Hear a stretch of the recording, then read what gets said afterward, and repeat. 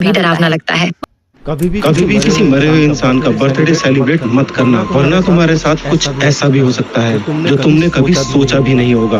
तो रशिया की एक लेडी होती है जिसकी 5 साल की एक छोटी सी बेटी थी, जिसका कुछ टाइम बाद ही बर्थडे आने वाला था। लेकिन उसके बर्थडे से ठीक 5 दिन पहले उसकी बेटी की एक रोड एक्सीडेंट में डेथ हो जाती है। अब इसके ठीक 5 दिन बाद जब उस छोटी सी बच्ची का बर्थडे आता है तो उसके सभी घर वाले मिलकर अपनी बच्ची का बर्थडे सेलिब्रेट करते हैं। लेकिन सेलिब्रेशन के टाइम पर ही भाई उनकी फैमिली के साथ कुछ ऐसा हुआ जिसको देख करके भाई तुम्हारे रोंगटे खड़े हो जाएंगे।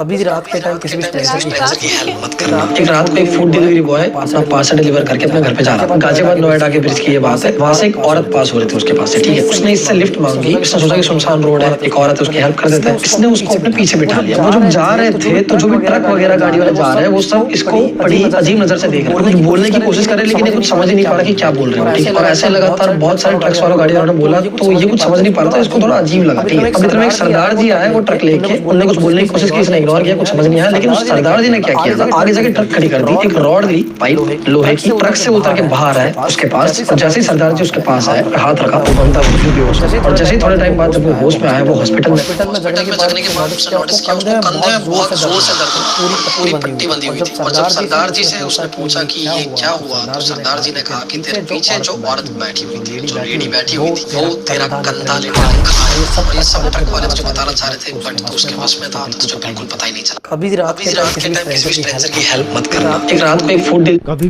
भी किसी मरे हुए इंसान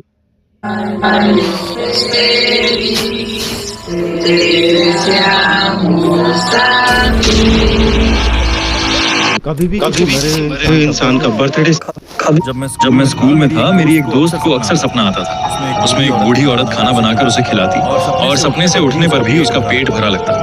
एक दिन उसकी नानी ने चेतावनी दी, आज किसी अजनबी के साथ मत जा, चाहे सपने में ही क्यों ना हो। उस रात वही औरत आई और खाना खिलाने के बाद उसका हाथ पकड़कर ले जाने लगी। दोस्त को नानी की बात याद आई और उसने मना कर दिया।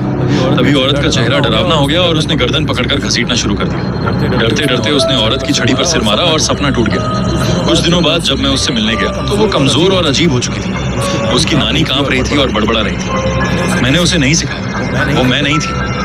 थोड़े समय बाद नानी की मौत हो गई और मेरी दोस्त सदमे से अस्पताल में भर्ती हो गई। जब मैं स्कूल में था, ऐसा गेम जिसे खेल कर आप दूसरी दुनिया की आत्मा को बुला सकते हो। इस गेम का नाम है द मिडनाइट मैन। इस गेम को खेलने के लिए आपको एक मोमबत्ती, आपके शरीर का 2 बूंद खून, थोड़ा सा नमक और एक माचिस का डिब्बा चाहिए। ये सब जुगाड़ करने के बाद बिंदास